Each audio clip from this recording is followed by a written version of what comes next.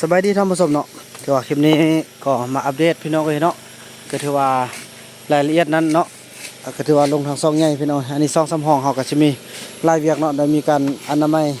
อ่าถือว่าสลาเนาะบ้านสลาของอันแม่จันทรีคำวงศาเนาะโอ้พี่น้องเอ้ยถือว่าได้หลายอย่างเด้ก็ถือว่าได้แต่งดองของซอรี่กับอยู่นี้เว้าความกับที่นี่เนาะตอนบ่มีเงินใหญ่ก็ถือว่าไอ้บุญมีก็ถือว่าใหญ่ย้อนจุดนี้พี่น้องเอ้ยเนาะฉะนั้นแหละพี่น้องเอ้ยจนได้ย่างได้ย้อนพอตีคอกออมเลยเนาะตอนนี้ก็ถือว่าบ่าวนำได้มาแป้งได้พอเคยไล่ดึงมาแล้วขาดพี่น้องเอ้ยเนาะแป้งบ่ได้นาได้ล่างบ่าวนำมาเบิ่งโอ้บ่ไล่ดึงมาแล้วตัดสายไฟอยู่ในขาดพี่น้องเอ้ยปกติเราหรอกพอมันเราเป็นคนปกติพี่น้องเอ้ยเนาะเราดึงมาบางเทื่อก็เกาะมีดเกาะพาเราก็บ่ฮู้พี่น้องเราทึดนะเราเนี่ยเอาคิงเราก็ยังบ่ไหวแล้วพี่น้องเอ้ยจังซั่นแหละนี่อันนี้ก็อีพ่อยประตูสำเร็จมื้อนี้ได้เนาะเพิ่นน่ะอีพ่อเพิ่นเฮ็ดประตูเนาะเฮ็ดประตูนี่งามใส่บรรพับพี่น้องเอ้ยสุดสำนี้แหละความงามนี่อันนี้ก็เท่มัดๆนึงเนาะยังบ่ทันแห้งเด้อมีแมงบงมาขึ้นก่อนเป็นอันนี้ห้อยแมงบงเนาะเคยเห็นแต่ห้อยเป็ดห้อยไก่ห้อยคนมาขึ้นอันนี้มันแมงบงนี่ขึ้นนี่เงินของเซาลี่เซาติกนี่เทมดแล้วพี่น้องเอ้ยเนาะพอเมื่อกี้ก็มาบอกเรื่องการนำพันมาเนาะมาสีนำนี่เกินมาให้มันแล้วเนาะนี่สำเร็จแล้ว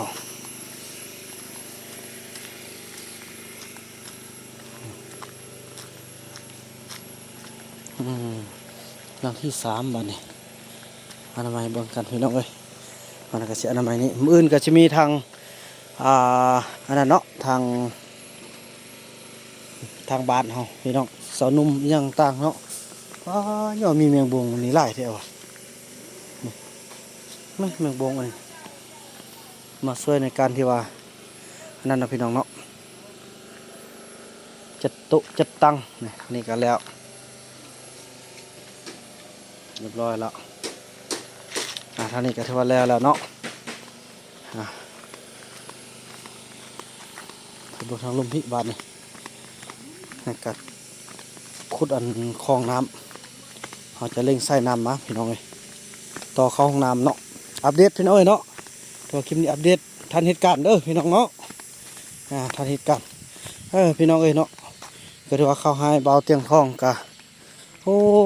ไปคลินิกพี่น้องไปเป็นไข้หนักเนาะเพิ่นว่าก็สิได้ครอบในวันสั้นเนาะบ่ได้มาบางเทื่อมื้อนี้แต่ก็สิเป็นมื้ออื่นว่าซั่นแล้วก็สิสู้ให้ได้มาฮอดให้ได้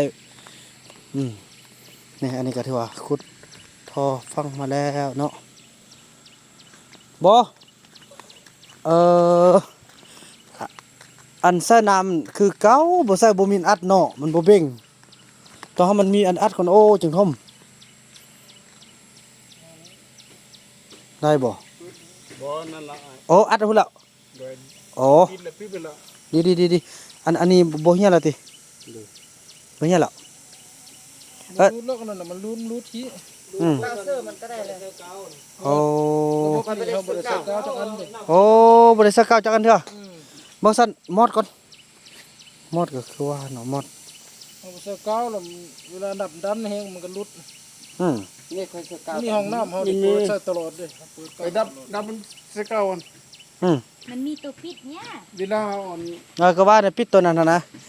ปิดน้ำมันก็คั่งแล้วแต่ว่ามันยับมันสิเหี่ยวลงก็บัดนั่นน่ะบ่ย่าพระบ่ได้แล้วที่ว่ามันนั่นเลยบ่บัดเฮาบัดเฮาปดนี่มันสินั่นน่ะเอาปิดก่อนปิดแล้วเอากาวมาใส่ซะนะเป็นน้ำก่อนบ่ปิดก่อนมันน้ำมันสิหมดนี่มันน้ำหมดก็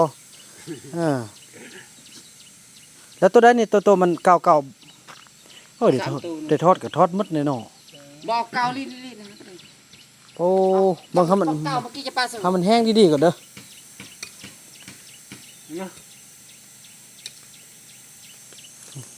ปิดแล้วเนาะเนี่ยพี่น้องเอ้ยอันนี้คือตัวเขาทาสีแล้วเนาะนี่ทาสีแล้วก็จะใส่อันนี้ยันแนวเดี๋ยวบ่ได้ใส่เถอะเนาะ ยัง เป็น ที่แล้วล่างพื้นที่ได้อยู่ใส่ มื้ออื่นใส่ก็ได้เนาะ ล่าง เพราะว่าสีนี่ตอนมันแห้งก็เนาะจึงได้ล้างเนาะ ที่แล้วไปแล้วที่หนังแห้งแล้ว โอ้บ่เดี๋ยวแห้งเนาะโอ้ ที่น้ำมีแห้งไว้ โอ้ห้าก็ฮู้เด้อนี่สีน้ำมันแห้งไว้น่ะ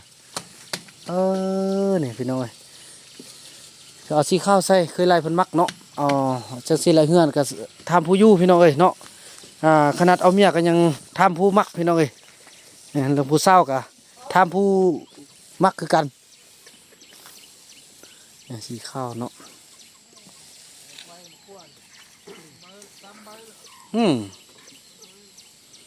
คลิปต่อไปสิพากันรีวิวเบิ่งอันนี้พี่น้องว่ามีหยังมันพ่นเด่นได้เนาะโอ้นี่จะได้คนน้ำลงได้นี่นะคนขี้ดินลงได้นี่น้ำมันไหลลง น้ำผมเต็มไว้ก็ เนาะ น้ำยืงขึ้น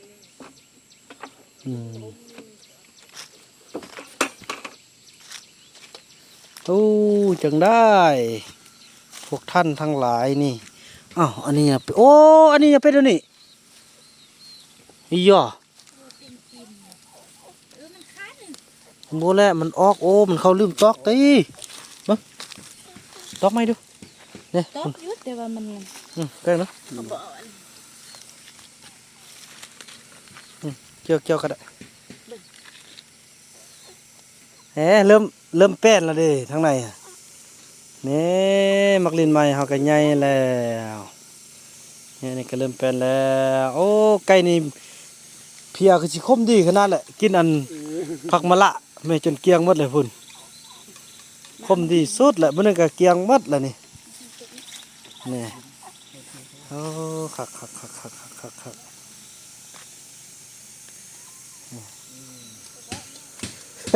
จะได้หัวหน้า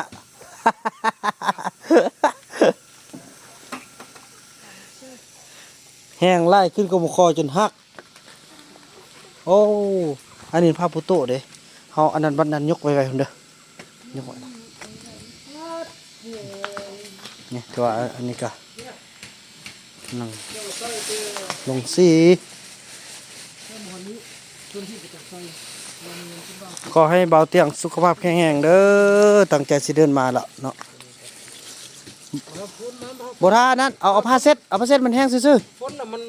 นเป็นหูแล้วมัน แม่น มันเป็นตับรถเด้ มันคนละสร้างแล้วนี่เบิ่ง มันเป็น เอาผ้าน่ะมาหั่ง เอาหามันเสร็จ มาเช็ดมันแห้งซื่อ แล้วก็ ๆอันนี้เขาเฮ็ดเกลียงพ่อแล้วนะนี่น่ะห้องงานเขาเฮ็ดมาพ่อแล้ว เอาเลื่อยมาหุบ มันบ่แม่นตับรถได้อายเอ้ย มันก็เป็นป้องนำเขาสินะ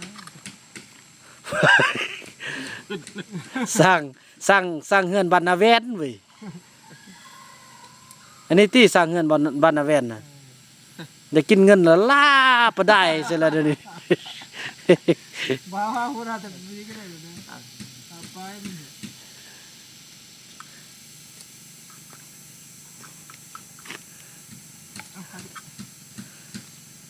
เอาอันนั้นนะเอาพะย่างนะนั่นโอ้อย่าบ่ใส่ลำนั่นเด้ ใส่ฮอตแต่ตัวนี้ก็ได้ที่บ้าใส่ก็ได้ระบบใส่วาล์วอัดรัดตัวนี้เรียนพระเจ้าบัดพระเจ้าจะเปลี่ยนเห็นมันมา คันมันอันนั้นแท้คันเสื้อก้าวเนี่ยตอนจะมังเลยอยากเติบ มันยากแค่จะมา บ่เรื่องมางเนี่ยมางบ่ได้เลยแหล้ว ใส่แล้ว มีแต่ตัดเลยแหล้วอยากกินอะไรนั่นได้ตัดต่อเติม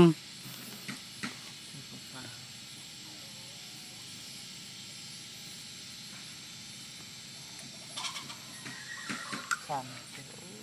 กล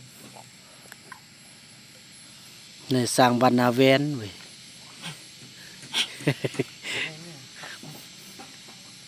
เขาจ้างคนไทยมาเฮ็ดเฮือนอยู่บ้านเฮานะ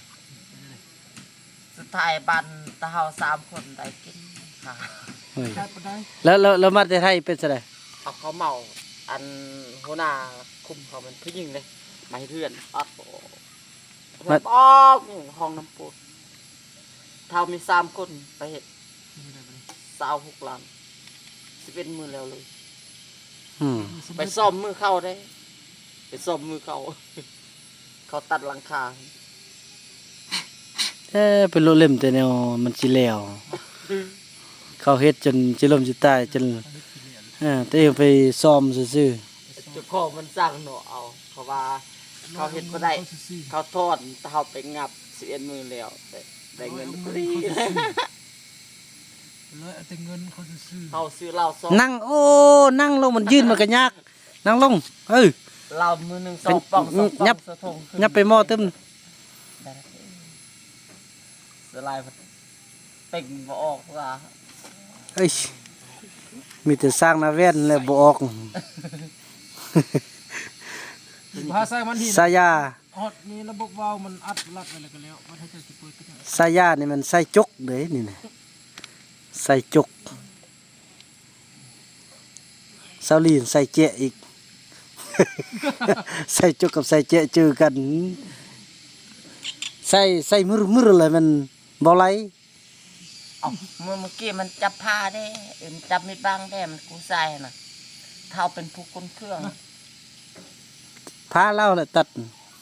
คือว่าขี้ของเรามันแบบเราบ่ฮู้เราซ่านะเราบ่ฮู้น้ำหนักของน้ำหนักเลยนะเมื่อเราย่างว่าทอดอันแข้งเราขึ้นบัดนึงในความยากก่อนสิย่างใดปานนั้นมันสิให้ไปอันขึ้นภูนี่ตายเลยได้แจกกันมา กินหูไปนำเขาวะ อืม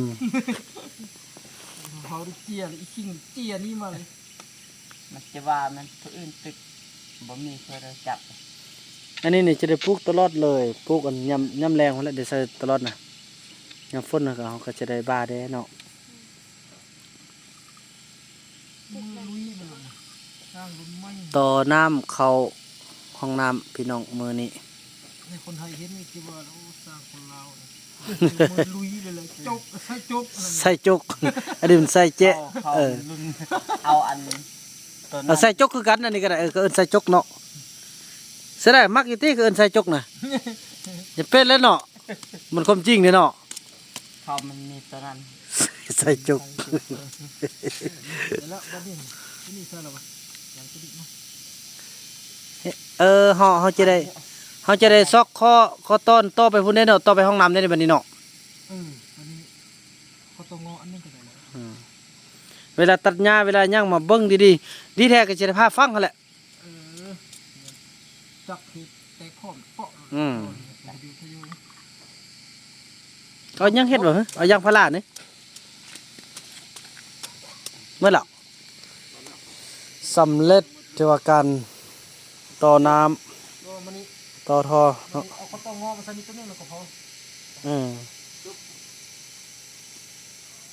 ตอนนั้นมันคอนั่นบ่มีแท้อยู่หั่นหลัด นี่พี่ชาย นี่ เอาไปต่อมาแล้วเลย ไปมันแล้วเลย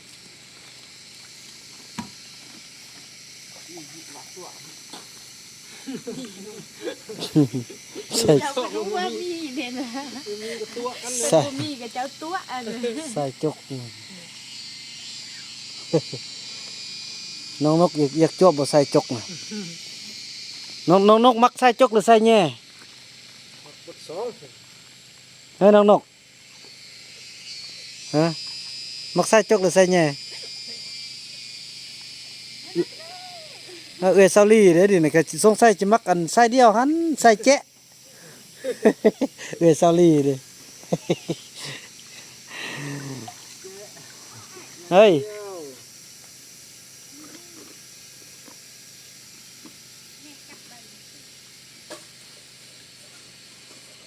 เนี่ยคนกลัวแล้วบนเนี่ยบ่ มันลงตึงตังละอ่ะเทวันเท่านั้นเนาะพี่น้องเอ้ยจะได้ไปเลาะย้ายบัดเซินก่อนเริ่มย้ายแต่มื้อนี้เลยเด้เต็มเลยอยู่หั่นน่ะเดี๋ยวพากันเบิ่งเวียกอันก็บ่มีเบิ่งหยังแล้วก็มีแต่เติงอยู่ของกินแล้วพักผ่อนก่อนบัดนี้สิได้ไปส่งบัดเซินเขาก่อนเด้อไปน้องนกไปหาบุญมีบัดนี้ไปยามบุญมีพี่น้องเอ้ยเนาะพอหมดมือพี่น้องเมื่อยอย่าลืมเกลือกบเดี๋ยวมื้อเช้าบ่ได้เกลือสำที่กบนี่ เอาพัดโทษพี่น้องเอ้ย อ้าวอันนั้นอย่าลงซะนะอ้าวพะโธก็มันขึ้นมาแล้วติเปิดขึ้นเด้อพี่น้องเห็นนั่นน่ะเนาะเบาหนักก็จะได้เตรียมเดินทางไปส่งบัดเซินแล้วก็พอทางเมืองเพิ่นลงเอาบัดเซินลงมาให้เมื่อกี้เนาะอันนี้ก็จะได้เอาขี้ทรายมาท่มมายังมาท่มเพื่อว่าเป็นอันนี้แหละพี่น้องเอ้ยเนาะเป็นบอลจัดระบงเขาโต๊ะตั้งเนาะเต็นจำนวน10โต๊ะนี่50สุดตั้งนี่300กว่าตั้งเนาะไว้ครับแต่ว่าบัตรเซินเขาก็มีอยู่ประมาณ100ปลายพี่น้อยเนาะ100ปลาย200นี่แหละคนนะแต่เขามาเพื่ออีกพี่น้อยเนาะเพื่อ100ปลายจังสั้นพี่น้องคลิปนี้บ่าวนำจะขออนุญาตจบคลิปกันซ้ำนี้ก่อนแล้วพบกันใหม่ในคลิปต่อไปเนาะคลิปนี้บ่าวนำขอกล่าวคำว่าสบายดี